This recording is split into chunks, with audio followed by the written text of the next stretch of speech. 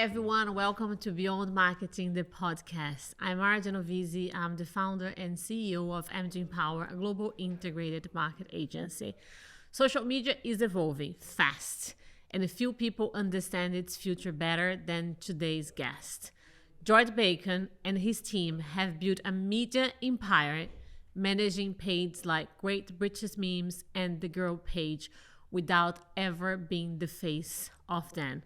Well, talk about virality, the future of social media, and how brands can thrive in this new landscape. So welcome to Beyond Marketing, the podcast, George. Hello, thank you for having me. How are you? I'm very good, and I'm very excited to finally meet you in person because I was thinking, oh my God, as I was mentioning to you when we met, so I've been hearing of you for so many years. And I always wanted to understand, how you started. How did you see the opportunity with Mimi's account? And today, having the opportunity to have you here to talk us through about, your vision and how you became such an empire when it comes to Mimi account. So first of all, introduce yourself to our audience. That would be amazing. Yes, so I'm George, founder of GBM. GBM operates a network of highly engaged youth communities in the UK, specifically ranging from 18 to 24-year-olds being our main target demographic. As you mentioned, Great British Memes is our flagship one, but we have a range. I wouldn't go into all of them, but we have about 10 that we post on daily, such as That Girl page, Great British Memes, That Student page, Great Londoner Memes. The list goes on. George, tell me, how everything starts, because it's you're visionary, right? Because who would say that meme accounts will be such an important content driver for brands nowadays? So how it's all started, and when you realize that this could be a great potential for the landscape of social media? Mm-hmm. Yeah, so I started really young, actually. I kind of fell into back when Twitter was really fun. And I kind of had a page called Secondary School Problems. Something with me as well. I'm not very creative in terms of the names. They're very to the point and they do what they say on the tin sort of thing. So Secondary School Problems, I was in school. Everyone has these relatable problems or moments that happen in class. And I thought, why not just tweet about them really and see what happens. Picked up some traction. I had about 50,000 followers on Twitter, which at the time was quite a lot for a page where I didn't follow anyone either. I used to have other accounts that I used to follow, unfollow, and mass build following, but this one seemed a bit more community based, and people chose to follow rather than just following back for the sake of it. And then was approached by Steve and Dom, founders of Social Chain, to sort of, at first they wanted to buy the page, which makes sense now. I understand why they wanted to do that, and I was kind of no, it wasn't really for the money, but I just kind of enjoyed tweeting, and that live reaction was so good. And then they offered me a job once I said no. So it was kind of okay, cool. They saw the value in maybe me as a person. And they brought me on to sort of build multiple pages. I think I had about 10 at once just on Twitter, which... On Twitter at the time? Yeah, at the time, just Twitter. I think Twitter was a massive thing. I don't know if you're familiar with social change campaigns at the start, but they used to do massive, they just got it trending on Twitter. That was kind of the campaign goal. So brands would be I want to trend on Twitter. And through our pages and tweeting about it enough and people engaging, that kind of made that hashtag for whichever brand. I remember Deliveroo when they first started had one giving away £10 codes if you signed up. Remember those days? So yeah, they were good days. They were. So anyways, that's where I started. And as the business progressed, they were based in Manchester and I was down in Brighton. And as an 18-year-old, I thought a bit too far for me to go. I really wanted to go to university as well. And kind of study marketing more, because at the time I didn't know whether social media, or no one really knew if social media marketing would become where it has today. So took the traditional route, learned the basics, and left Social Chain to do my own thing, which what is now GBM effectively 8 years later, which is kind of crazy to say. So yeah. Wow. And then I love what you said about Twitter, and I miss those Twitter times. Do you? Because it's just it's not the same anymore. It's not the same anymore. It was just so much no algorithm, and it was the free of speech on Twitter and how people were engaging, and it was so quick, as you said. and to have the immediate response, but we don't have that anymore, which No. is just I really think Instagram's sad. not the same. Not the I don't think same. TikTok's the same. Seeing a tweet get like 1,000 retweets Yeah. in like an hour or something is unheard of nowadays, I think, unless you hold like a public figure. Can you give me an example of like one tweet that you did at the time? Because you say that you wanted to create a content on Twitter that was related to what your experience within your community, your school, and your friends.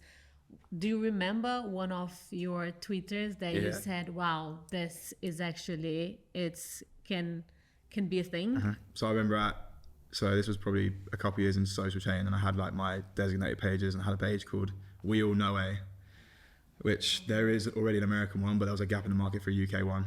So I remember when I first made it, I was like, right, this is worth doing, and built it to like 250,000 followers. And I was with my friends at uni, and a game I used to do just for like content would be like pass my phone around at like pre-drinks and be like, right, think of something that will like get some numbers quick. So like a person with a really common name and it's funny. So it'd be like, we all know Emma who can't dance, or something like that. Like literally just as simple as that.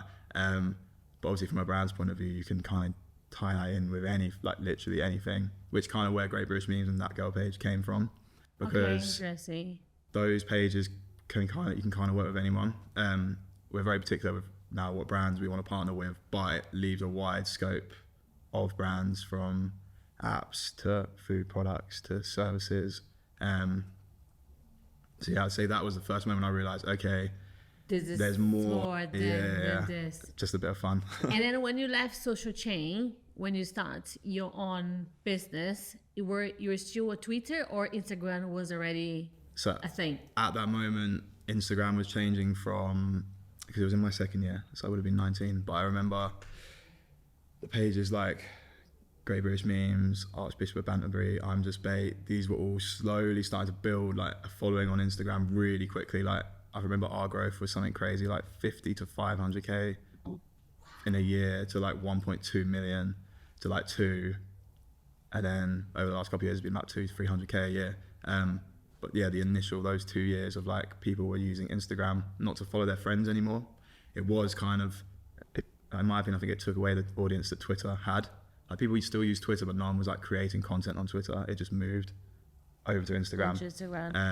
Same with Facebook as well. Facebook, I remember I used to flip pages to like 0 to 250,000 in a week, and then kind of just be like, oh, it's not used. But it probably was like, for you, was like an interesting transition from going to Twitter to Instagram, because on Instagram it was more like a copy driven app, so you not necessarily need to have the creative and the design behind.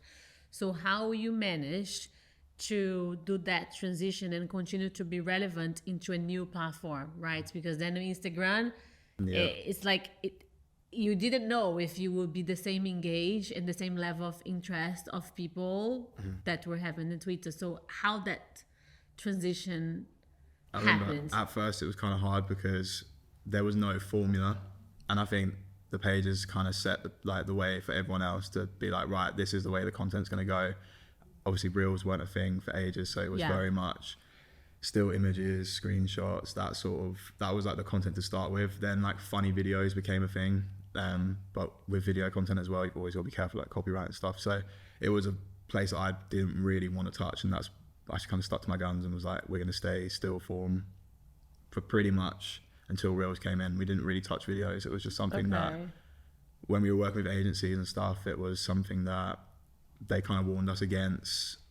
The other publishers and stuff were starting to like build IP, and licensing became a thing. Yeah. So it was kind of like a grey area at that time that I just wasn't ready to touch. I was on my own still as well at this point, so it was like I can only do so much. Yeah. Wow. And how many accounts you had at the time? I had about 10 to 15. It's always been, that's like the manageable amount for like one person, I think. 10 to 15, and you're managing by yourself. Yeah, and varied from 1 or 2 posts a day to 4 or 5 or 6 on like the bigger pages, and that was across Facebook, Instagram, and then Twitter would be the content for Instagram. So it would be like repurposing a piece of content for different platforms, but still required time and effort and thinking, right? But like, yeah, so that's interesting that you're by yourself, because you have to do the creative, right, the design, but plus, which I think is the most important thing for what you do is the actually content, right? The copy. Yeah. So where your inspiration come from? Yeah. If I'm honest, I just kind of saw what I wanted to do with social chain, and as I got older, social chain was no longer sort of a thing in terms of like a content powerhouse. So I think it really kind of, the learnings I'd learned from that job really helped me just be like, right, I want to kind of make something like this work. Because I did believe in like sort of that, I guess, way of working, and there's room for like meme marketing. Like here we are, sort of like it's worth using. And I think with the right people and the right creative and the right brand, it is really, really effective. So kind of just wanted to build that community and then see where it was going. I didn't plan to kind of end up here. This wasn't Which the is end. the best thing, right? Yeah, When you exactly. don't play. Exactly. So it was kind of like I fell into it and then realized, oh, okay, I'm actually like quite good at this, I think, and kind of building these communities, which was in a tone of voice. A lot of our pages have like different tone of voices, and how I say to like our team, if they're posting on a certain page, I'm like, right, you might not find this funny, but is this like the Great British Memes hat? Is this British? Is this relatable? Has it got any sort of emotion? I think these 3 or 4 like key things are important for content in general, whether it's paid, whether it's organic, to perform well. And that was kind of like the 4 pillars that we had for every page. So our student one, you can tap into some culture, but at the end of the day, if it's not tied into university or like school, it doesn't really fit. Like the World Cup or the Euros, like we would cover on Great British Memes near the end, but like student page would never cover it, like unless it somehow was linked to like not turning up to a lecture. So you create a persona for each of your accounts. Persona meaning like you know exactly who is your community in each account that you have, and what's the content will be resonate to them. And why do you think memes account it's so engaging? Why do you think attracts the community? Just because everyone is kind of in needed to see something that is it's fun, but at the same time taking the away from the actually day-to-day content that we see from the influencer, from the news. So what do you think is the secret sauce of that variety that you created with your accounts? I think back when I first started as well, there wasn't too many pages, so I don't think the space was crowded, so everyone had their own section. And as I said, like emotion is a key thing, like storytelling, like every piece of content needs to have something along those lines for each page. Okay. But yeah, I think that's... And why emotion? Like, because I read some of your quotes that you mentioned about emotion is a key driver for engagement. Why that?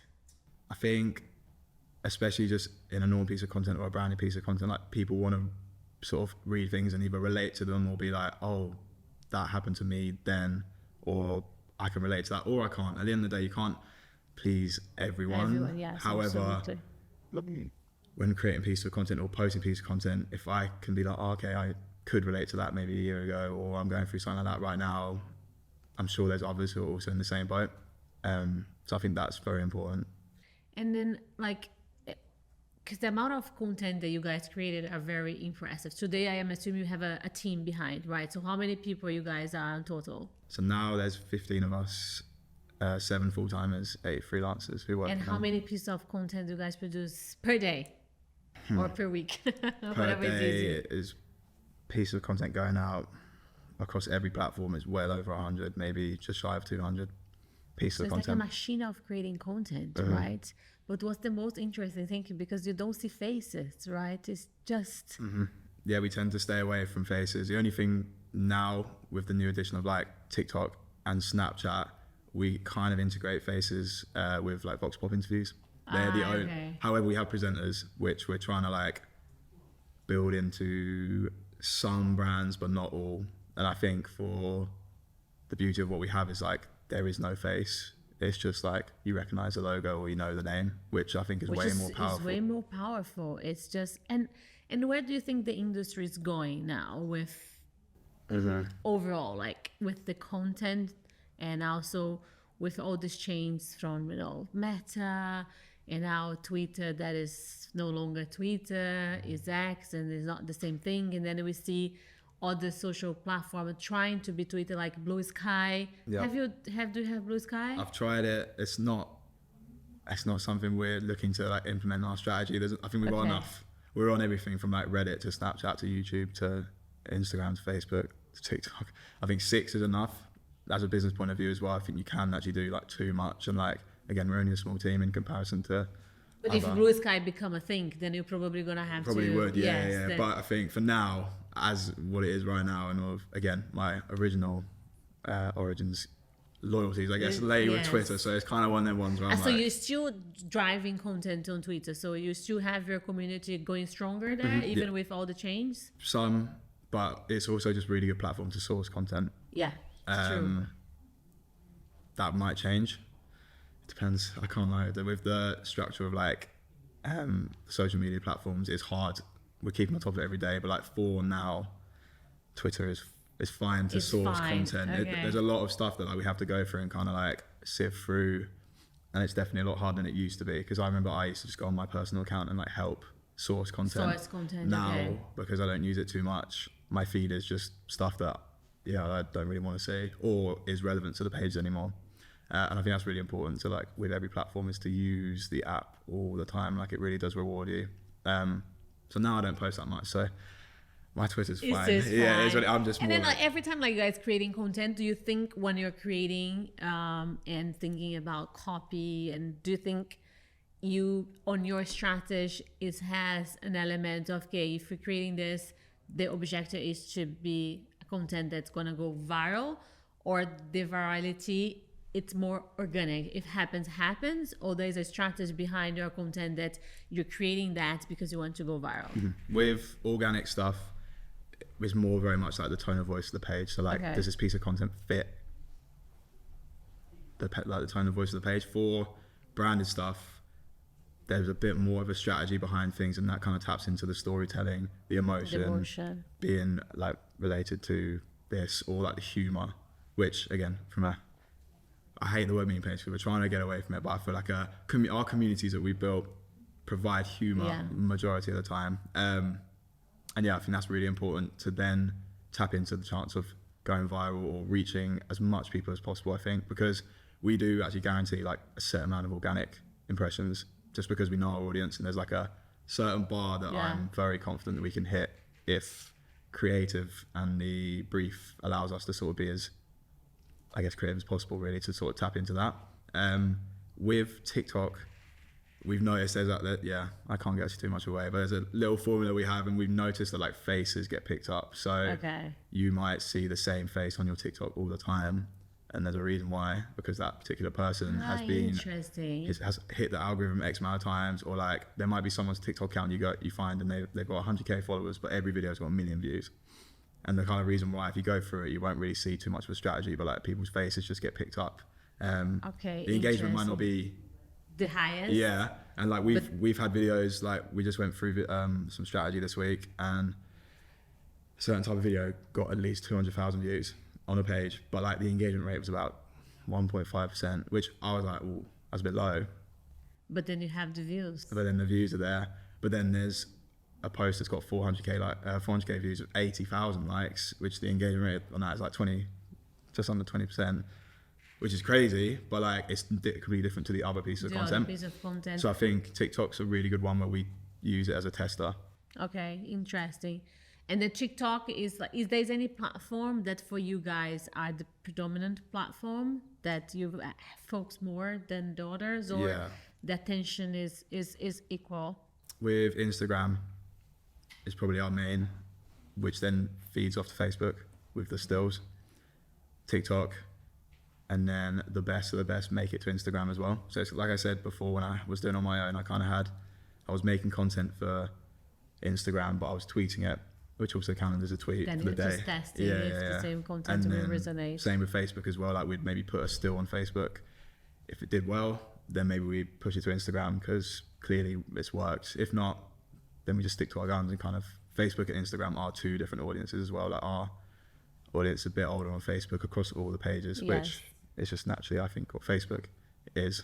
And then when you like, because of course that's me assuming, like when you start creating this content and then on Twitter and then the migration to Instagram, have you ever thought that what you're creating as a business could type into brand partnerships, or the brand partnership was a surprise for you or no? So you were just creating that thinking this could be a future revenue stream as well, because brands will want to type into our content to talk about their brand. So how that happened?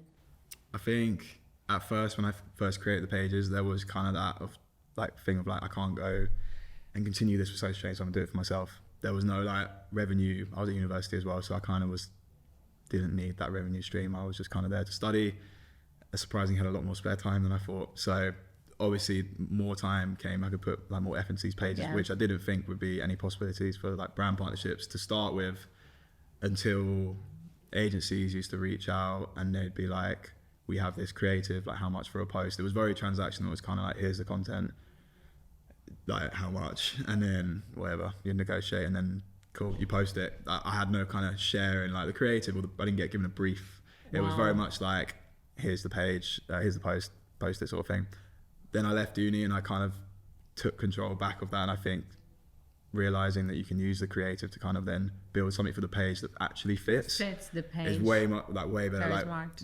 I learned when I first started that if you do an ad, you're going to lose followers, but it's fine because you're just going to grow them back. When in reality, when you have a page so big, that's not the best practice. You shouldn't plan on, okay, we're just going to take a hit, we'll gain them back, because as the pages get bigger, now the market's way more saturated. It's harder to get people to follow than it is to get people to unfollow, because all it takes is one bad post and people are off straight away. So true. Yeah.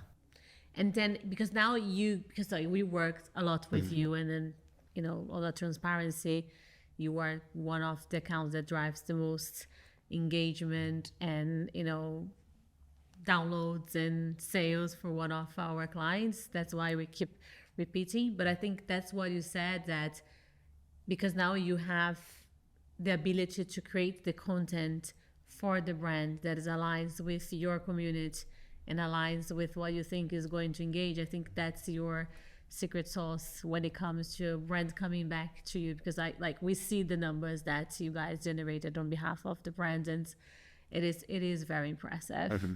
And how do you see the future of social content, right? Because everyone says content creators and social media, they're saturated, there's not much more space, which I think it's the opposite. Mm. So how do you see the future of social in general, especially now with the add of AI?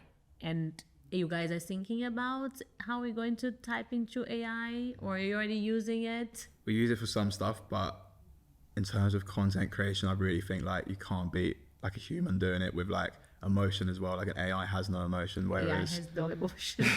True. So if you're making a piece of content around anything that's relatable, again, those 4 pillars I think are really key for viral content, in the sense of people can relate to them. So don't get me wrong, AI is great and we're implementing it in some aspects, but you just can't go wrong with dealing with people as well, which comes with having a team. Like you said, the good work we've done with one of the clients does come from the whole team itself kind of putting together ideas, and believe it or not, some of them actual piece of content happened to myself or another member of the team, which probably backs up to why it does so well, because I'm probably not the only person that's experienced something like that before. Don't get me wrong, AI's got a place, but for creating content for now. Do you think that's not going to take over? Don't think there's a lot of talks about especially for copywriting and design, so AI can be not replacing, but can help become more agile and more effective, or even cutting costs on resources. But I am with you, so there's not much that we can rely on AI, because AI, there's no emotion unless you prompt until you get the emotion out of AI. But I don't think it's the case too. No, I've heard that if you spend enough time with an AI, it can kind of pick up your mannerisms, which who knows? That might happen. But I just think ChatGPT to sort of help you with a caption, maybe that's probably the max we're going to get from it, and we'll probably have to then slightly change a word to make it sound less robotic.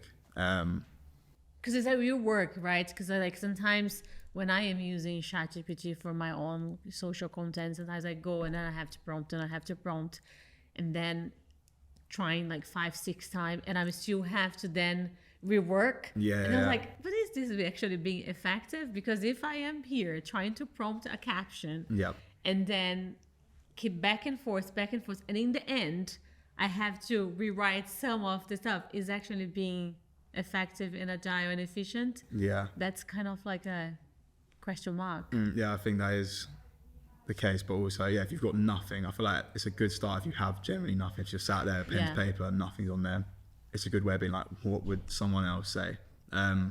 We find as well that when we're in the office, that helps to like bounce back ideas. So again, Yeah. if you're on your own and you can't speak to someone to be like, what do you think?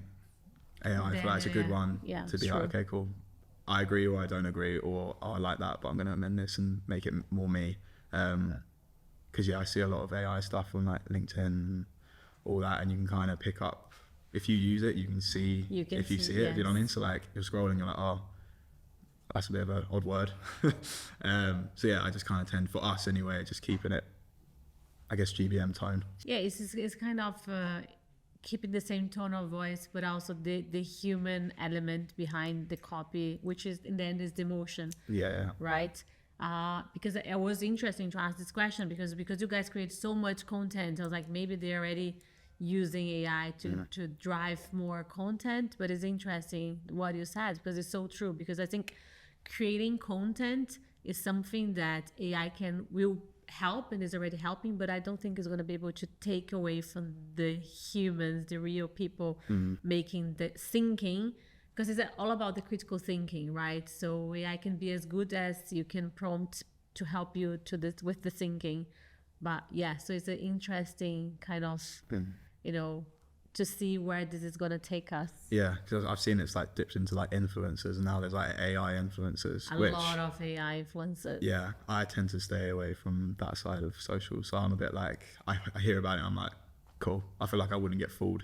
Okay, I'd like to think I wouldn't get fooled by someone be like, it's like, oh, it's not actually a real person. But I've seen the content and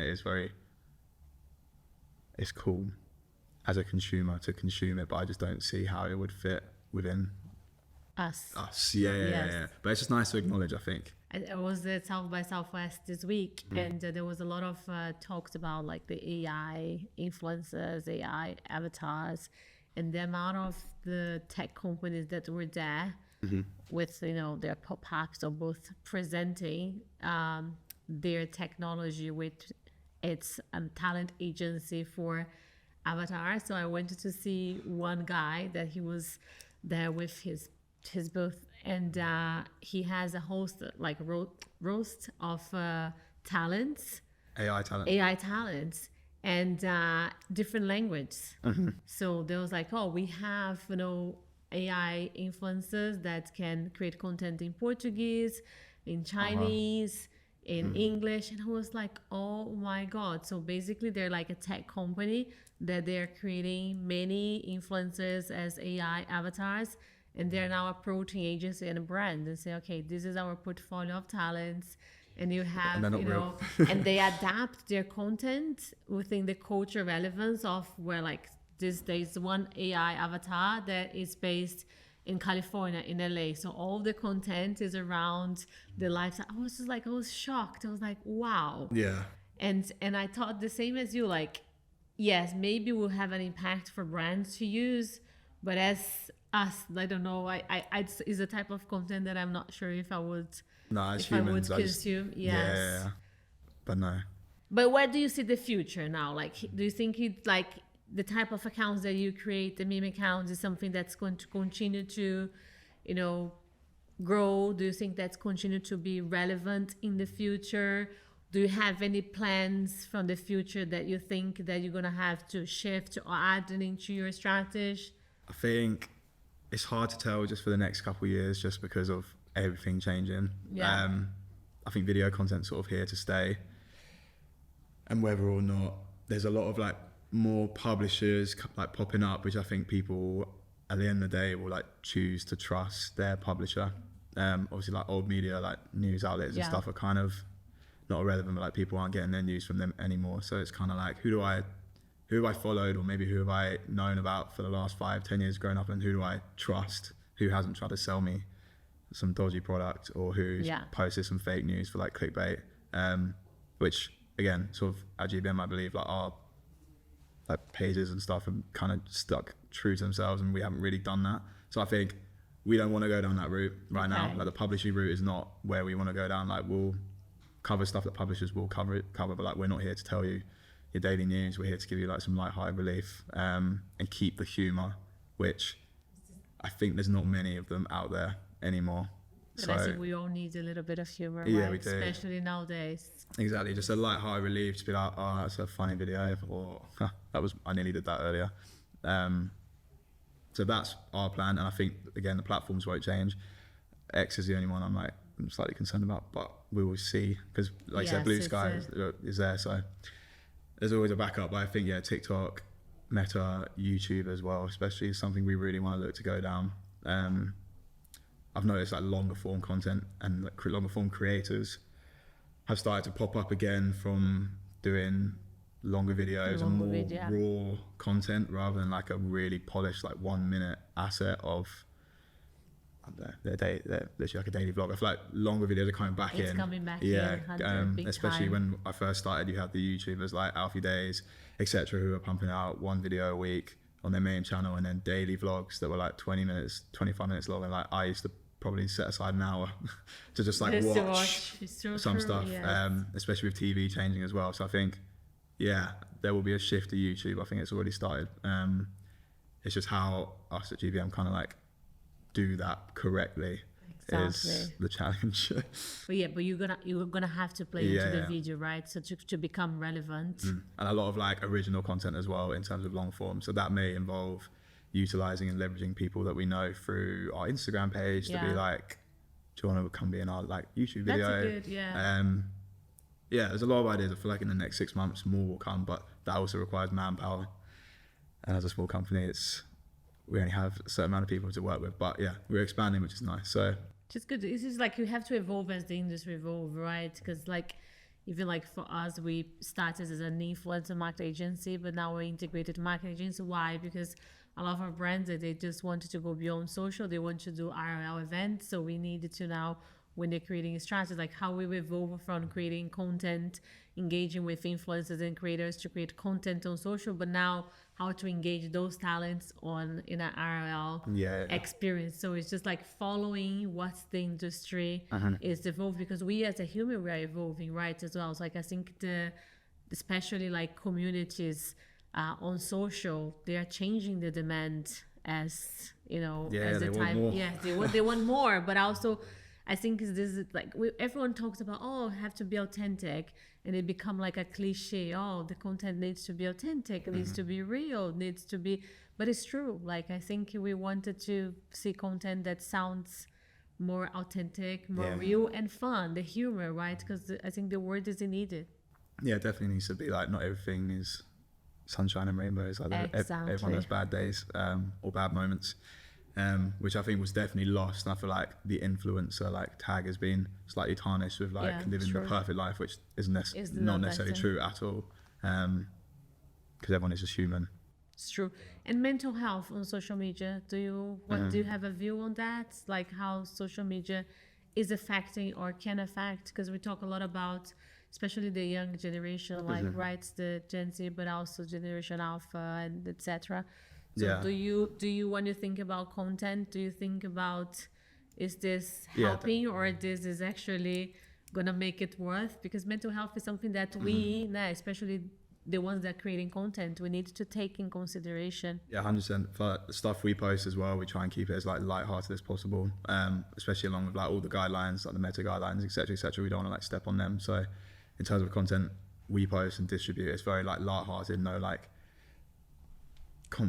conversations in the comments where people could like say one opinion and someone else say another, and it gets a bit heated.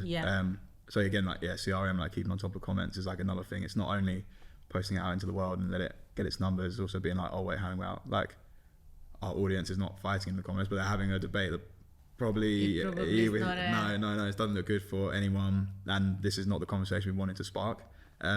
Personally as well, I don't really use social unless I'm sourcing content. I'll use Instagram occasionally, but limiting like screen time and just like switching off. Like I think for people who work in social, it's a great excuse, right? Like as a team, we say like we're chronically online, and like yeah, we are, but like I hope out of hours that we kind of like all switch off, and it's like right, let's leave it for now. Yeah, like put your phones away, like let's go like to the pub after work or something like that, just to like have some human conversations. Like not everything has to be on social.